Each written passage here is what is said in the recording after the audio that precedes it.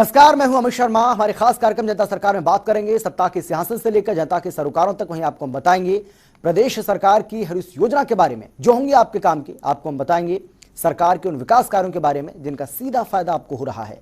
तो अगले 30 मिनट तक आप बने रहिए हमारे साथ और देखते रहिए जनता सरकार।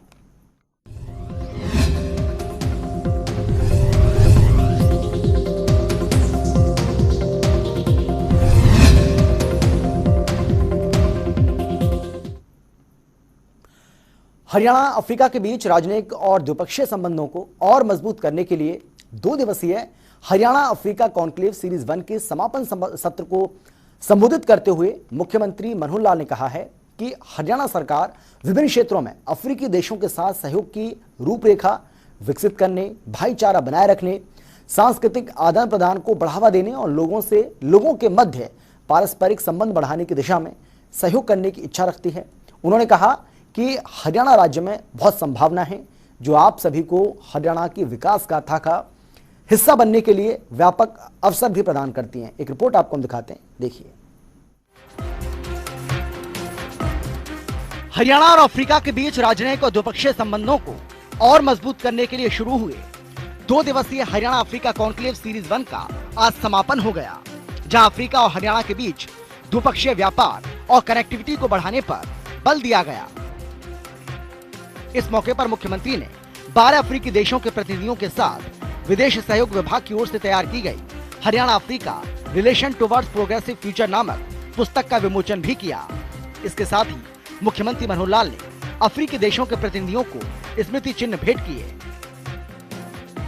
हरियाणा अफ्रीका कॉन्क्लेव के समापन सत्र को संबोधित करते हुए मुख्यमंत्री मनोहर लाल ने कहा कि हरियाणा सरकार कई क्षेत्रों में अफ्रीकी देशों के साथ सहयोग की रूपरेखा विकसित करने, भाईचारा बनाए रखने, सांस्कृतिक आदान प्रदान को बढ़ावा देने और लोगों के मध्य पारस्परिक संबंध बढ़ाने की दिशा में सहयोग करने की इच्छा रखती है। वहीं मुख्यमंत्री मनोहर लाल ने कहा कि हरियाणा राज्य में बहुत संभावनाएं हैं जो आप सभी को हरियाणा की विकास गाथा का हिस्सा बनने के लिए व्यापक अवसर प्रदान करता है। मुझे विश्वास है कि हरियाणा अफ्रीका सम्मेलन श्रृंखला 1 में आज की चर्चा सामाजिक आर्थिक विकास के लिए हरियाणा अफ्रीका संबंध मजबूत बनाने में मदद करेगी। वहीं उन्होंने कहा कि हरियाणा अफ्रीका अलग नहीं है। हमारा संघर्ष का इतिहास, हमारी संस्कृति का आधार, हमारी जीवन शैली, हमारी पारिवारिक व्यवस्था, हमारी जरूरतें, हमारी क्षमता, विश्व को देखने की हमारी दृष्टि, समाज की सेवा करने की हमारी इच्छा और प्रकृति समान है और इसीलिए हमें सामाजिक और आर्थिक विकास के लिए एक भागीदार के रूप में एक साथ आना चाहिए।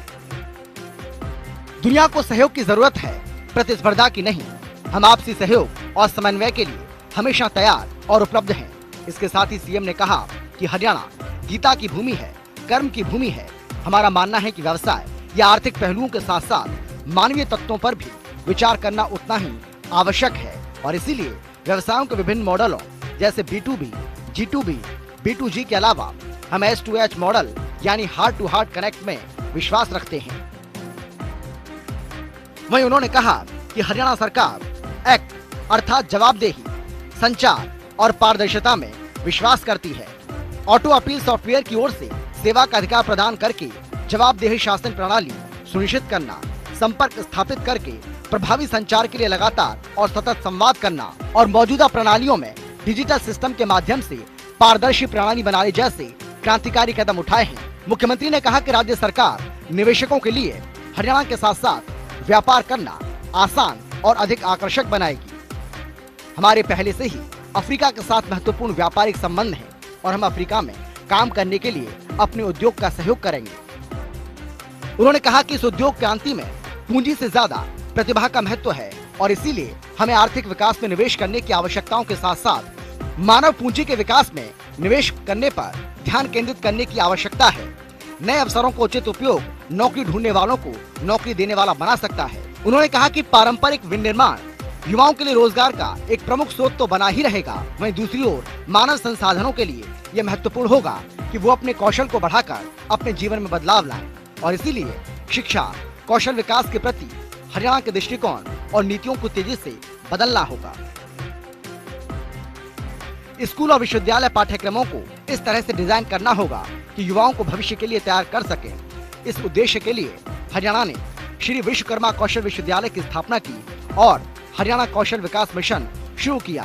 इसका उद्देश्य युवाओं को प्रासंगिक तकनीकी और व्यावसायिक कौशल प्रदान करना है। उन्होंने कहा कि हरियाणा सरकार राज्य के बहुआयामी विकास के विषय पर आप सभी के साथ मिलकर काम करने के लिए तैयार है। इस संबंध में हमें सर्वोत्तम प्रथाओं और नीतियों को एक साथ साझा करना चाहिए। मुख्यमंत्री ने कहा कि अफ्रीका हमारी प्राथमिकताओं में शीर्ष पर रहेगा। हमें अफ्रीका के साथ अपने संबंधों को और गहनता के साथ बनाए रखना है। उन्होंने कहा कि हमारी विकास साझेदारी आप सबकी प्राथमिकताओं द्वारा निर्देशित होगी। हम स्थानीय अवसरों के अनुसार स्थानीय क्षमता का निर्माण करेंगे। उन्होंने कहा कि हम डिजिटल क्रांति के साथ हरियाणा के अनुभव का उपयोग अफ्रीका के विकास का समर्थन करने के लिए सार्वजनिक सेवाओं के वितरण में सुधार, शिक्षा और स्वास्थ्य का विस्तार, डिजिटल साक्षरता का प्रसार, वित्तीय समावेशन का विस्तार और जरूरतमंदों को मुख्य धारा में लाने जैसी गतिविधियों में काम करेंगे। सीएम मनोहर लाल ने कहा कि हरियाणा हर दिन तरक्की कर रहा है और नए मील के पत्थर हासिल कर रहा है। समाज की सेवा करने के लिए हमारी स्पष्ट दृष्टि, पंक्ति में अंतिम व्यक्ति के लिए सहानुभूति, सामाजिक आर्थिक विकास के लिए हितधारकों के साथ सशक्तिकरण और भागीदारी भविष्य की सफलता के लिए मुख्य फोकस होंगे। मुख्यमंत्री ने कहा कि राज्य सरकार ये सुनिश्चित करने पर जोर दे रही है कि महिलाओं, पुरुषों, युवाओं और समाज के सभी वर्गों को सस्ती और गुणवत्तापूर्ण व्यावसायिक प्रशिक्षण, उच्च शिक्षा सहित सभी सरकारी योजनाएं और सुविधाएं समान रूप से उपलब्ध हों। वहीं मुख्यमंत्री ने कहा कि राज्य सरकार ने समाज के लिए योजनाओं का लाभ सुनिश्चित करने के लिए एक महत्वाकांक्षी योजना परिवार पहचान पत्र लागू की है, जिससे नव तकनीक और डिजिटल हस्तक्षेप बेहतर सेवा वितरण, उत्पादकता स्तर बढ़ाने और प्रासंगिक मुद्दों के बेहतर प्रबंधन में मदद कर सकते हैं। इस दिशा में हरियाणा में अनुभव काफी सकारात्मक रहा है। कई कानूनों का अनुपालन, सामाजिक सुरक्षा, स्वास्थ्य बीमा और लाभार्थियों को कई सरकारी योजनाओं का प्रत्यक्ष भुगतान प्रौद्योगिकी द्वारा बेहतर सेवा वितरण के उदाहरण हैं। जनता टीवी के लिए चंडीगढ़ से पवन सिवर की रिपोर्ट। इससे पहले हरियाणा अफ्रीका कॉन्क्लेव के दूसरे दिन सत्र की शुरुआत हरियाणा के राज्यपाल बंडारू दत्तात्रेय, विदेश राज्य मंत्री वी मुरलीधरन और हरियाणा के उप मुख्यमंत्री दुष्यंत चौटाला ने दीप प्रज्वलित करके की। इस दौरान विदेश सहयोग विभाग के प्रधान सचिव योगेंद्र चौधरी ने स्वागत भाषण दिया। वहीं कार्यक्रम में विदेश सहयोग विभाग के महानिदेशक डॉक्टर अनंत प्रकाश पांडे, कई विश्वविद्यालयों के कुलपति और हरियाणा सरकार के वरिष्ठ अधिकारी भी मौजूद रहे।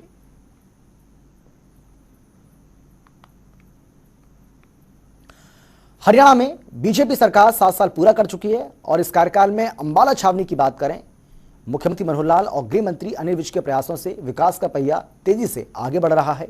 इन 7 सालों में कई सौ करोड़ के रुपए, यानी कि कई 100 करोड़ रुपए जो हैं वो विकास कार्य अंबाला छावनी में लगाए गए हैं और चल भी रहे हैं, जो पूरे देश में अंबाला छावनी को नई पहचान दे रहे हैं।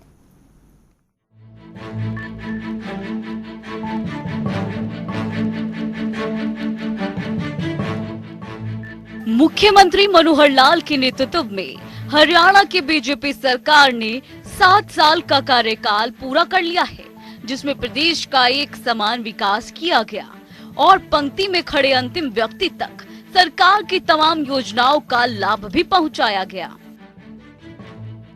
इसी कड़ी में अंबाला छावनी का भी नक्शा बदल दिया गया और इतना ही नहीं, 7 सालों के दौरान विकास का पहिया तेजी से लगातार आगे बढ़ता गया, जो आज भी बरकरार है। बीजेपी की मनोहर सरकार ने अंबाला छावनी को कई 100 करोड़ों की सौगातें दी है, जिसके तहत बीते 7 सालों के दौरान अंबाला छावनी में फीफा अप्रूव्ड फुटबॉल स्टेडियम, शहीद स्मारक, Netaji Subhash park, bank square जैसे कई 100 करोड़ों की लागत से बने हुए प्रोजेक्ट्स बनाए गए, जिनमें से कुछ का निर्माण कार्य अभी भी चल रहा है।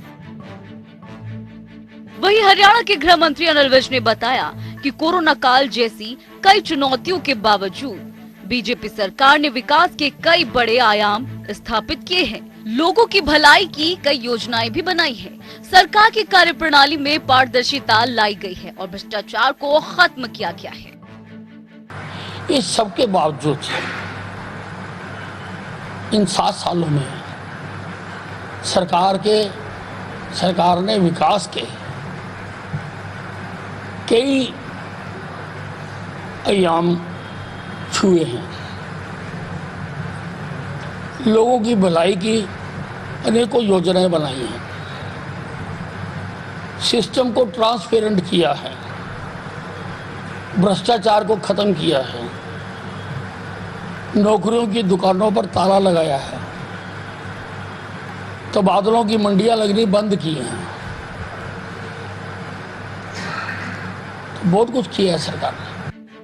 वहीं अंबाला छावनी में रहने वाले वासियों ने भी माना है कि हरियाणा की मनोहर सरकार ने 7 साल के कार्यकाल में जमकर विकास कार्य किए हैं, जिसको लेकर उन्होंने प्रदेश के मुख्यमंत्री मनोहर लाल और गृह मंत्री अनिल विज की तारीफ भी की है।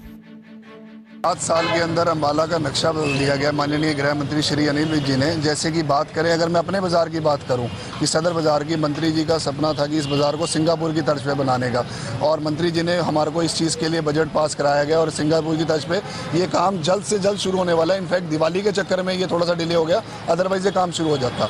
और अगर हम मिनी सेक्रेटेरिएट की बात करें तो हमारे लोगों को, अंबाला के लोगों को अंबाला सिटी जाना पड़ता था छोटे छोटे कामों के लिए। अब सारी व्यवस्था यहाँ पर है, किसी को कोई टाइम नहीं लगता, 2 मिनट के अंदर काम सारे अंबाला वासियों का काम हो जाता है। तो 7 साल के अंदर तो मैंने ह्यूज जिसे कहते हैं एम्पल वर्क देखा है जो मंत्री अनिल विज जी ने करवाया अंबाला के अंदर। बदलाव की तो कोई सीमा और लिमिट ही नहीं है, क्योंकि इतने सालों से हम लोग अंबाला में रह रहे हैं और पिछले क्योंकि बचपन यहीं से गुजारा है, तो अब जब से भाई साहब मंत्री बने तब से हमने देखा कि यहाँ का कायाकल्प हो गई है और इतने सारे प्रोजेक्ट्स हैं जिनकी गिनती भी हम लोग खुद कई बार भूल जाते हैं। सबसे मेन जो है हमारा जो सिविल हॉस्पिटल जो है, उसको देख के आज मतलब कोई भी ऐसा वहाँ पे डिपार्टमेंट नहीं जो वहाँ काम नहीं कर रहा है, चाहे वो हार्ट का है, चाहे वो डायलिसिस के लिए है, चाहे वो ट्रांसप्लांट कुछ है, मतलब हर चीज़ की फैसिलिटी है वहाँ पे, बच्चों के लिए, बड़ों के लिए, गायनी के लिए।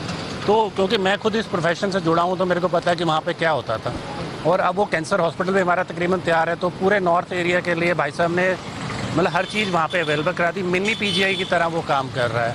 उसके अलावा दूसरा जो भाई साहब का ड्रीम प्रोजेक्ट था सुभाष पार्क, आज वो बन के खड़ा है और अब बाहर के लोग अंबाला में आके उसको देख रहे हैं। सबसे बड़ी बात ये है, कहाँ पहले अंबाला के लोग बाहर जाके कुछ देखने जाते थे, आज चंडीगढ़ से, पंचकुला से, बाहर से लोग हमारे पार्क को देखने आ रहे हैं। और कभी वहाँ पे एक डिक्की हुआ करती थी, तो भाई साहब की तरफ से मतलब कोई भी ऐसा वो नहीं जिसका गिनना शुरू करें तो कोई, तो हम लोग उनके बहुत शुक्रगुजार हैं कि आने वाली पीढ़ियों के लिए भी उन्होंने इतने सारे काम कर दिए कि लोग उनको कभी ज़िंदगी में भूल ही नहीं पाएंगे। अंबाला कैंट में शहीदों के नाम पे, क्योंकि 1857 की जो क्रांति हुई थी वो अंबाला कैंट से शुरू हुई थी, उसकी याद में जो विज साहब ने एक यादगार बनाई है, वो ना केवल हिंदुस्तान में बल्कि पूरे विश्व में जो है पर्यटन का केंद्र भी बनेगा। लोगों को आके अंबाला का ही इतिहास नहीं, हरियाणा का भी, भारत का भी इतिहास देखने को मिलेगा। इसी तरीके से हमारा जो मशहूर स्टेडियम है, जिसके अंदर फुटबॉल का वो स्टेडियम है, हम बचपन में देखते थे, बहुत शौक़ था, लेकिन धीरे धीरे वो शौक़ ख़त्म होता गया और उसकी दुर्दशा होती रही। अब हमारे जो मंत्री जी हैं, उन्होंने वर्ल्ड स्तर का जो है स्टेडियम बनाया, जिसके अंदर जो है सारे विश्व की टीमें, देश की टीमें तो आ ही करेंगी, विश्व की टीमें भी आने की संभावना है। अंबाला छावनी में कई 100 करोड़ों की लागत से बने ये प्रोजेक्ट्स आज देश भर में अंबाला छावनी को अलग पहचान दिला रहे हैं और हरियाणा की बीजेपी सरकार के 7 सालों के कार्यकाल में करवाए गए विकास कार्यों की गवाही दे रहे हैं। जनता टीवी के लिए अंबाला से हरप्रीत सिंह की रिपोर्ट। स्वास्थ्य मंत्री अनिल विज ने डेंगू की रोकथाम को लेकर बताया है कि डेंगू से निपटने के लिए प्रदेश का पूरा स्वास्थ्य विभाग जुटा हुआ है। अस्पतालों में हर तरह के इंतजाम किए गए हैं, घर घर जाकर लार्वा चेक किया जा रहा है और फॉगिंग भी करवाई जा रही है। जहाँ तक हमारे सिविल अस्पताल की बात है, सब सुविधाएं पूरी हैं और प्लेटलेट्स भी हमने मुफ्त चढ़ाने का फैसला किया हुआ है और हम ठीक कर रहे हैं। फॉगिंग भी हो रही है, जहाँ जहाँ पर पानी में लार्वा मिल रहा है उनका चालान भी कर रहे हैं और पूरा स्वास्थ्य विभाग डेंगू से लड़ने के लिए जुटा हुआ है। खेल एवं युवा मामलों के राज्य मंत्री संदीप सिंह ने पुहवा में नए सरकारी अस्पताल की बिल्डिंग का जायजा लिया। इस दौरान उन्होंने कहा कि अस्पताल में ऑक्सीजन प्लांट का काम लगभग पूरा हो चुका है, जिसको ट्रायल के बाद जल्द शुरू किया जाएगा। साथ ही खेल राज्य मंत्री संदीप सिंह ने अधिकारियों को काम में तेजी लाने के निर्देश भी जारी किए। उन्होंने कहा कि कोविड की संभावित तीसरी लहर को देखते हुए इसे जल्द से जल्द पूरा करने के निर्देश कंपनी को दिए गए हैं। संदीप सिंह ने कहा कि शहर में बढ़ रहे डेंगू मलेरिया के मामलों को देखते हुए उन्होंने प्रशासन को सख्त निर्देश जारी किए और कहा कि टीमें गठित करके फॉगिंग का काम तेज गति से किया जाए, ये भी कहा गया है। रेडी है, बिल्कुल एक वॉल लगना है, वो सारा कुछ रेडी है, तो मुझे लगता है कि एक आधे दिन में वो भी लग जाएगा। और बिल्डिंग ऑलमोस्ट रेडी है। इसके अंदर कुछ छोटी छोटी चीज़ें हैं जिसको, क्योंकि मेडिकल एक ऐसी चीज़ है, हॉस्पिटल ऐसी चीज़ है जिसको हम छोटी सी भी चीज़ को इग्नोर नहीं कर सकते। ये बहुत जल्दी कंप्लीट करके भेवा के जो मेरे निवासी हैं, जो मेरे साथी हैं, उनको एक माननीय मुख्यमंत्री जी की तरफ से सौगात होगी। कई दिनों से प्रशासन के साथ, SDM के साथ और हमारे म्यूनसिपल सेक्रेटरी के साथ लाइनअप चल रहा है कि फॉगिंग करवा रहे हैं और ज़्यादा करवा देंगे क्योंकि डेंगू केस काफ़ी बढ़ गए हैं और ये मौसम ऐसा चल रहा है जिससे कि काफ़ी फैलने के चांस और बढ़ रहे हैं। तो शाम को, इवनिंग के टाइम जब मच्छर होते हैं और उस समय का फॉगिंग हर एरिया में हो, ये मैंने आदेश दिए। हरियाणा विधानसभा के अध्यक्ष कांचन गुप्ता से जनता टीवी ने खास बातचीत की है। इस दौरान उन्होंने कहा कि आज़ादी के 75 वर्ष पूरा होने के उपलक्ष्य में मनाए जा रहे अमृत महोत्सव पर विधानसभा का विशेष सत्र आयोजित किया जाएगा और इस सत्र का उद्घाटन उपराष्ट्रपति एम वेंकैया नायडू करेंगे। मंगलवार को नई दिल्ली स्थित उपराष्ट्रपति आवास पर उनसे मुलाकात करके समय मांगा है और सत्र के दौरान 2 प्रमुख विषय रहेंगे, जिसमें पहला लोकतंत्र में विधायक और विधायिका की भूमिका और दूसरा विषय सार्वजनिक धन का सदुपयोग और जवाबदेही रहेगा। आजादी के अमृत महोत्सव के मौके पर हरियाणा विधानसभा विशेष सत्र बुलाने की तैयारी कर रही है और इस मामले में हरियाणा विधानसभा के अध्यक्ष ज्ञानचंद गुप्ता ने हाल ही में दिल्ली में उपराष्ट्रपति से भी मुलाकात की है। मेरे साथ बातचीत करने के लिए हरियाणा विधानसभा के अध्यक्ष ज्ञानचंद गुप्ता हैं। स्पीकर साहब, आप हाल ही में दिल्ली जाकर आ रहे हैं और विधानसभा का विशेष सत्र बुलाए जाने की आप तैयारी कर रहे हैं, क्या वजह है और किस तरह का ये सेशन रहेगा? देखिए पवन जी, आप जानते हैं कि देश को आज़ाद हुए 75 वर्ष हो चुके हैं और 75वीं वर्षगांठ के अवसर पर पूरे देश में अमृत महोत्सव बड़ी संख्या में अलग अलग स्थानों पर अलग अलग विषयों को लेकर के किए जा रहे हैं और उसी कड़ी में हरियाणा विधानसभा के अंदर भी एक विशेष सत्र बुला करके 2 मुद्दे हमने रखे हैं। उन विषयों के ऊपर अच्छे से चर्चा हो, इस प्रकार का प्रयास हम कर रहे हैं और उस विशेष सत्र के लिए मैंने आदरणीय राष्ट्र के उपराष्ट्रपति आदरणीय वेंकैया नायडू जी को आमंत्रित किया है और मुझे इस बात की खुशी है कि उन्होंने हमारा आमंत्रण जो है वो स्वीकार किया है और उन्होंने कहा कि मैं अवश्य आऊँगा, लेकिन तिथि जो है उसकी 2 या 3 दिन के अंदर आएगी और तिथि आने के पश्चात आगे की हम तैयारियां शुरू करेंगे। और जो 2 विषय हमने रखे हैं, ये जो आज़ादी के अमृत महोत्सव के मौके पर जो आप विशेष सत्र बुला रहे हैं उसमें 2 विषय क्या क्या रहेंगे? हाँ, 2 विषय जो हैं उसमें लोकतंत्र में विधायक और विधायिका की भूमिका कैसी होनी चाहिए। दूसरा विषय जो हमने रखा है public purse, its utilisation and इसकी जो जवाबदेही है, इसकी अकाउंटेबिलिटी है।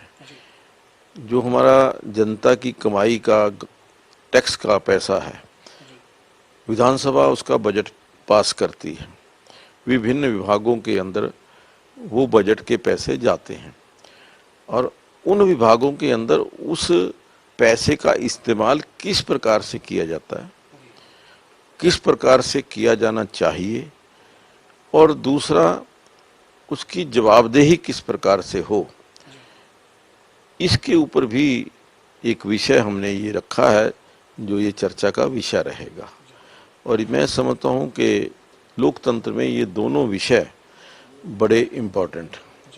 सर, ये अभी जो आप कार्यक्रम बना रहे हैं आज़ादी के अमृत महोत्सव के मौके पर ये विशेष सत्र का, इसका प्रस्तावित शेड्यूल या एक दिन का ही रहेगा ये सत्र या 2 दिन की अवधि इसकी हो सकती है? मतलब क्या तैयारी किस तरह से कर रहे हैं? अभी जो है इसके बारे में जो आदरणीय उपराष्ट्रपति जी की डेट आने के पश्चात संभवतः ये 2 दिन का सत्र हो सकता है।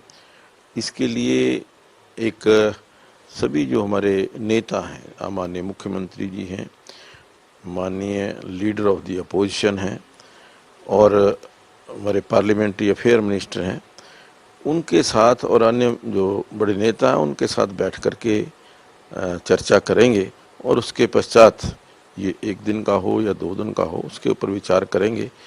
लेकिन ये बात अवश्य है कि ये सत्र विशेष तौर पर बुलाया जाएगा।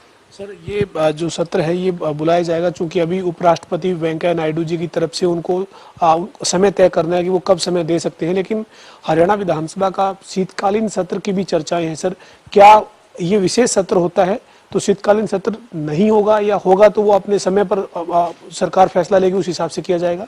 ये देखिए पवन जी, मैं आपकी जानकारी के लिए आपको बताना चाहूँगा कि ये जो हमारा विशेष सत्र रहने वाला है इसके अंदर कोई भी विधायी कार्य जो है वो नहीं होगा। 2 विषयों को लेकर के उनके ऊपर चर्चा जो है उसके अंदर एक्सपर्ट्स जो हैं वो हमारे जो विधायक हैं उनको इन विषयों के ऊपर जानकारी देंगे और उसके ऊपर चर्चा करेंगे। जो विधायी कार्य है या जो बिल पेश होने हैं या जो भी जो विधायी कार्य होना है उसके लिए शीतकालीन सत्र जो है वो अलग से जब सरकार चाहेगी उस समय हम बुलाएंगे। अंतिम सवाल है सर मेरा, ये जो आप विशेष सत्र बुलाएंगे ये हरियाणा के जो विधानसभा है उसमें जो विधान भवन है यहीं पर आप करवाएंगे या इसको किसी दूसरी जगह भी करवाया जा सकता है? नहीं, वैसे तो दूसरी जगह करवाया जा सकता है, लेकिन हमारी योजना ये है कि क्योंकि हमारा जो विधान भवन है इसी के अंदर एक गरिमा के अनुसार, क्योंकि उपराष्ट्रपति आ रहे हैं, उनकी गरिमा को देखते हुए, मर्यादा को देखते हुए विधानसभा भवन के अंदर ही ये सत्र जो आयोजन करने की हमारी योजना है। जी, बहुत शुक्रिया से बातचीत करने के लिए। हमारे साथ हरियाणा विधानसभा के अध्यक्ष ज्ञानचंद गुप्ता थे जिन्होंने जानकारी दी है कि आज़ादी के अमृत महोत्सव के जो कार्यक्रम हैं उसमें से एक कार्यक्रम हरियाणा का विधानसभा का विशेष सत्र बुलाए जाने का भी बनाया जा रहा है और जल्द उपराष्ट्रपति वेंकैया नायडू का जब समय मिलेगा उसके हिसाब से सत्र की अवधि तय की जाएगी।